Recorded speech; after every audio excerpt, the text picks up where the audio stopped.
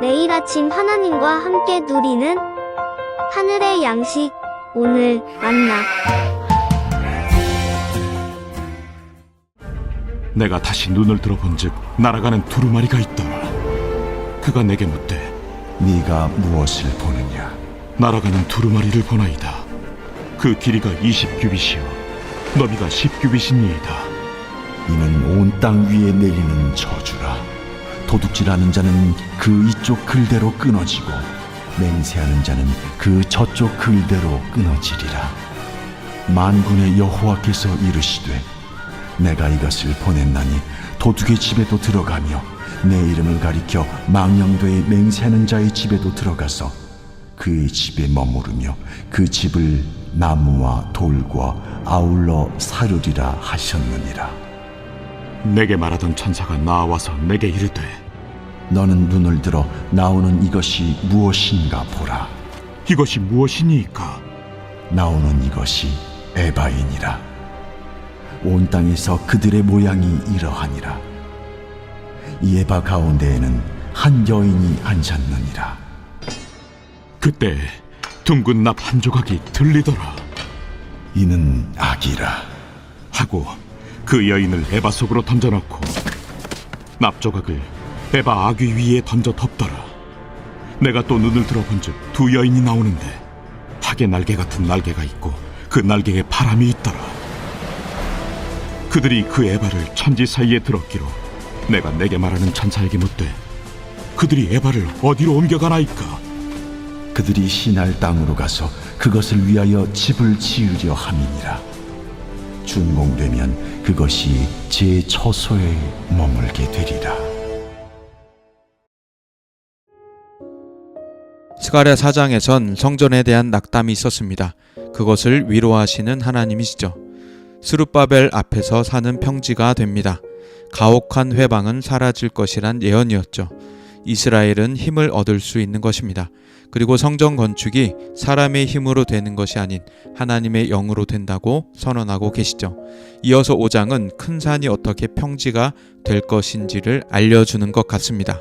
1절부터 4절까지를 보면 심판의 두루마리가 나옵니다. 스가랴는 날아가는 두루마리를 봅니다. 두루마리가 가만히 있지 않고 날아가는데 독수리 같은 인상을 주기도 합니다. 2절엔 두루마리 크기가 기록되는데 상당히 크다고 합니다. 위험 있는 두루마리의 모습이죠. 그 두루마리는 저주의 내용을 담았습니다. 온 땅 위에 내리고 불법에 대한 심판 내용이었죠. 두루마리는 마치 왕의 전령처럼 날아갑니다. 하늘 나는 독수리처럼 하늘에서 땅을 감찰하는 듯 합니다. 불의를 저지르는 이가 있다면 먹이를 낚아채는 독수리처럼 응징하게 될 것입니다. 이스라엘을 회방하는 이들에게 그렇게 행하실 것이죠. 5절부터 11절까지는 에바 가운데 있는 한 여인을 봅니다. 에바 가운데 한 여인이 앉아 있는데 긍정적이지 않은 모습입니다.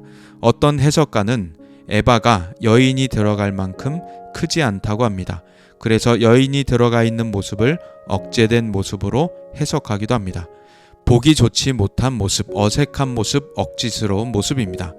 저는 뱀이 또아리를 튼 것 같은 인상을 받기도 했습니다. 그리고 그때 둥근 납 한 조각이 보입니다. 이것은 성경이 말하길 악이라 합니다. 그 여인을 에바 속으로 던져놓고 납 조각을 에바 아기 위에 던져 덮게 됩니다. 유쾌하지 않은 모습의 연속, 하나님의 심판의 모습이죠.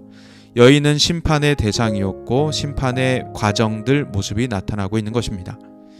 1장, 2장에서는 이스라엘을 위로하시는 하나님, 3장에서는 이스라엘을 보호하시는 하나님, 4장과 5장에서는 이스라엘의 대적을 청산하시는 하나님의 모습이 나타납니다.